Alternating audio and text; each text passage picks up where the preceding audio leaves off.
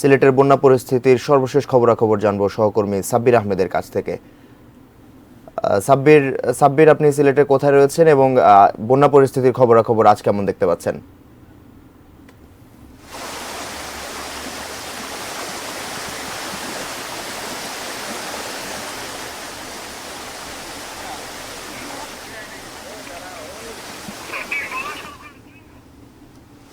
ধন্যবাদ মাহাথির। এই মুহূর্তে আমরা রয়েছি সিলেট সদর এলাকার খাদিমনগরের রঙ্গিঢিলা গ্রামের একটি সড়কে। দেখতে পাচ্ছেন এখানে কি পরিমাণ পানির স্রোত এবং আশপাশের যেই জায়গাগুলো রয়েছে এই জায়গাগুলোতে প্রচুর পানি উঠে গেছে এবং আমরা দেখছি যে ছোট ছোট বাচ্চারা বা যারা রয়েছেন তাদের কি পরিমাণ পানি দেখতে পাচ্ছেন, প্রায় হাঁটুর ওপরে পানি উঠে গেছে এবং এর আশপাশের যে জায়গাগুলো রয়েছে এই জায়গাগুলোতে কিন্তু প্রচুর পানি উঠেছে। গেল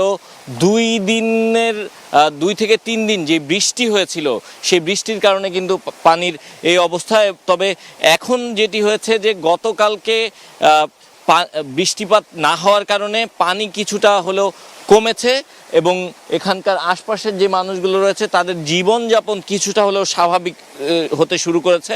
এবং সবচেয়ে বড় যে বিষয় দেখতে পাচ্ছেন যে পানির প্রবল স্রোত এবং এই স্রোতের কারণে এই পানি মূলত আসলে সিলেটের আশপাশে অর্থাৎ আসাম এবং মেঘালয়ের যে পাহাড়ি ঢল এবং যে বৃষ্টিপাত, এই বৃষ্টিপাতের কারণেই কিন্তু সিলেট এবং সুনামগঞ্জ সবসময় এ ধরনের বৃষ্টিপাতের কারণে প্রচুর পানি উঠে যায় এবং সেই পানিগুলো কিন্তু পরবর্তীতে সুনামগঞ্জের যে হাওর রয়েছে সেই হাওর হয়ে প্রবাহিত হয় এবং সেই হাওর দিয়ে প্রবাহিত হয়ে মেঘনা বা বঙ্গোপসাগরে গিয়ে পৌঁছায়। কিন্তু এখন যে অবস্থা তৈরি হয়েছে, যে বিপুল যে প্রচুর পরিমাণ বৃষ্টিপাত হয়েছে, এই বৃষ্টিপাতের কারণে পানি যাওয়ার যেই রাস্তাগুলো রয়েছে সেই রাস্তাতে কিছুটা বাধার কারণে আসলে পানি যে প্রবাহ রয়েছে সেই প্রবাহ ঠিকভাবে পানিগুলো যেতে পারছে না এবং এই যেতে না পারার কারণে মূলত আসলে এই পানিগুলো আটকে আছে। আর এ কারণে সিলেট নগরীতে বিশেষ করে জলাবদ্ধতা তৈরি হচ্ছে। এবং আমরা যদি এখানকার যারা রয়েছেন সাধারণ মানুষ তাদের সঙ্গে যদি একটু কথা বলি,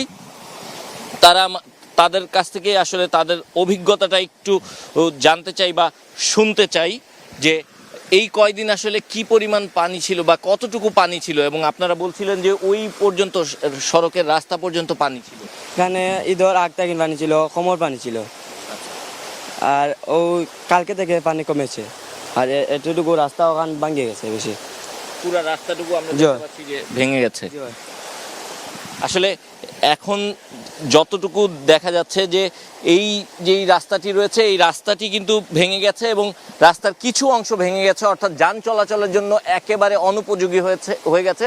এবং সাধারণ মানুষ আপনারা দেখতে পাচ্ছেন যে পানির এই প্রবল স্রোত ভেঙে তারপর তাদেরকে এখানে আসতে হচ্ছে। সিলেটের এরকম আরও বেশ কিছু জায়গা রয়েছে যেই জায়গাগুলোতে এ ধরনের পানির নিচে এবং যেই জায়গাগুলোতে ঘরে যারা বসবাস করছেন তারা কিন্তু তাদের ঘরের ভেতরে পানি ঢুকে গেছে এবং এ কারণে অনেকেই নিরাপদ আশ্রয়স্থলে গিয়ে অবস্থান করছেন।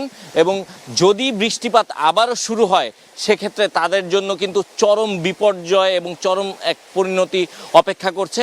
আর যদি কোনো কারণে আসলে বৃষ্টিপাত না হয় সেক্ষেত্রে হয়তো ধীরে ধীরে এই পানি নেমে যাবে এবং নেমে যাওয়ার পর তারা হয়তো আবারও স্বাভাবিক হতে পারবেন। কিন্তু যে ক্ষতি ইতিমধ্যে হয়েছে, যেমন রাস্তাগুলো ক্ষতিগ্রস্ত হয়েছে এবং আশপাশের যে ঘরগুলো ক্ষতিগ্রস্ত হয়েছে, এখন আপনারা জানেন যে এই পানির কারণে অনেক নানা ধরনের বন্যপ্রাণী বিশেষ করে সাপের উপদ্রব সৃষ্টি হয়। এই কারণে সাধারণ মানুষের মধ্যে এই সাপ নিয়েও কিছুটা আতঙ্ক, কিছুটা ভয় কাজ করছে এবং অনেকেই বিভিন্ন নিরাপদ যে শেল্টারগুলো রয়েছে সেই নিরাপদ শেল্টারে চলে গেছে। এবং গতকালকে আমরা জানি যে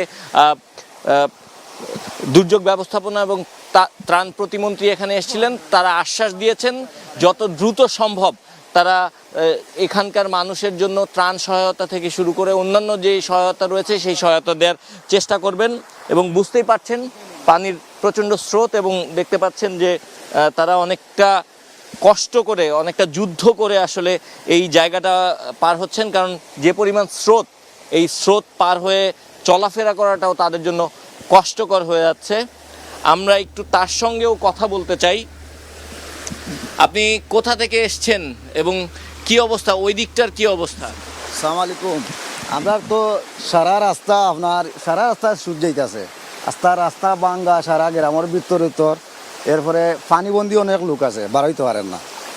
আমরা এই সারা রাস্তাটা চাই বা সূর্যার মানে বাঙ্গিয়া গভীর হয়ে গেছে, বুঝলেন নি? কিন্তু আমরা ও 4 দিনে আজকে রাস্তাত বার হয়েছি, আমরা চলাচল বন্ধ। 4 দিন পরে আজকে রাস্তায় বার হয়েছে কিন্তু চলাচল বন্ধ, আমরা বাড়াইতে পারি নাই। এইরকম সারা রাস্তা আমরা ভেতরের দিকে কি পুরো পানিবন্দি সব মানুষ? সব পানিবন্দি বার হইতে পারে না তো, লোক নৌকা চৌকাও নাই, আর রাস্তাঘাট ভাঙ্গা, এইরকম সুদ যাইতেছে, আমরা বার হইতাম পারাম না। শুনছিলেন আসলে এই গ্রামের রঙ্গিঢিলা যে গ্রামটি রয়েছে, এই গ্রামের বেশিরভাগ মানুষ এখনো পানিবন্দী অবস্থায় আছেন এবং ওনারা প্রায় 4 দিন ধরে ঘর থেকেও বের হতে পারেননি। এবং রাস্তা এখানে যেমন ভাঙা, সামনে আরও বেশ কিছু জায়গা রয়েছে সেখানেও রাস্তাঘাট ভেঙে আছে। আর এ কারণেই আসলে তাদের চলাফেরা বা যে জীবনযাত্রা, সেই জীবনযাত্রা প্রভাবিত হচ্ছে এবং ক্ষতিগ্রস্ত হচ্ছে। তো এই ছিল এই মুহূর্তে আমার কাছে থেকে সিলেটের রঙ্গিঢিলা এলাকা, সিলেট সদরের এই জায়গা থেকে সিলেটের যে বন্যা পরিস্থিতি, সেই পরিস্থিতির সবশেষ। মাহাথির।